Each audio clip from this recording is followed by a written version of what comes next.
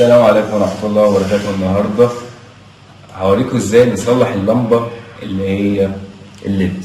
كام واحد عندنا اللمبة عنده بتتحرق وبنرميها؟ طب احنا ممكن نستغل اللمبة دي ونصلحها في البيت بطريقة سهلة جدا. يعني بص، أول حاجة هنعملها فاتحين اللمبة دي، نفتح البلاستيكة دي كده ونبص هنا زي ما احنا شايفين. بص في الكاميرا كده سنة، هنبص.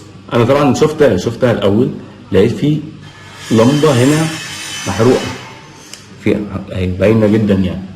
تمام، دي هنيجي بالكاويه وعاملين ايه، شايلينها بالايه، بالكاويه كده ايه. ثانيه، بسم الله اهي. بص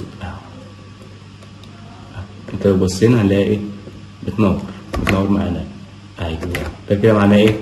ايوه بسم الله،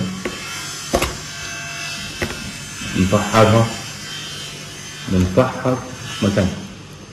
بص السلام عليكم. بص كده نورت كده ايه، عشان انا مديها ارضي يعني. ايديا اهي، السر هنا في الحته ايه، في ايدي دي. ايديا مع الكاويه بتخليها تدي ايه،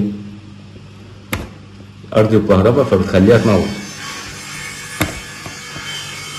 اهي. ممكن تبقى باينه في الاضاءه. ايوه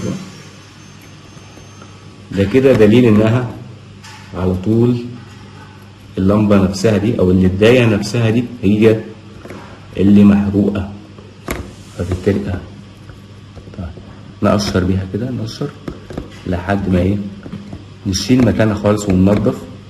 انا طبعا مش عارف اتحكم عشان الفيديو، يعني عشان اوريكم انا مش شايف، طبعا انتوا اللي ايه، اللي شايفين. بسم الله، ننضف. ايوه تمام. نعمل ستوب كده على ما ننضفها واوريكم بعدين. ناخد هنا القصير،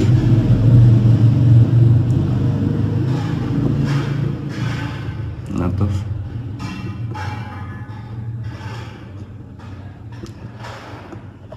تمام، ناخد تاني حته، هي حته صغيره هتغني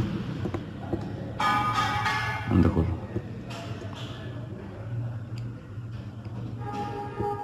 ونعمل تيست، بس نعمل تيست ونجرب. بس ستوب. بعد ما عملنا اللحام اهي تمام، نيجي مركبين اللمبه اهي عشان محدش يقول انها لمبه تانية. ادي اللمبه، نقول بسم الله الرحمن الرحيم، نلف ونجري.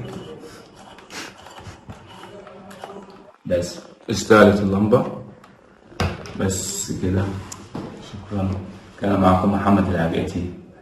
اتمنى ان الفيديو يكون عجبكم وتعملوا لايك واشتراك للقناه على الافكار الممتعه. اشكركم على حسن المشاهده، ويا ريت تنفذوها في البيت، هتوفر عليكم جامد والله. السلام عليكم ورحمه الله وبركاته.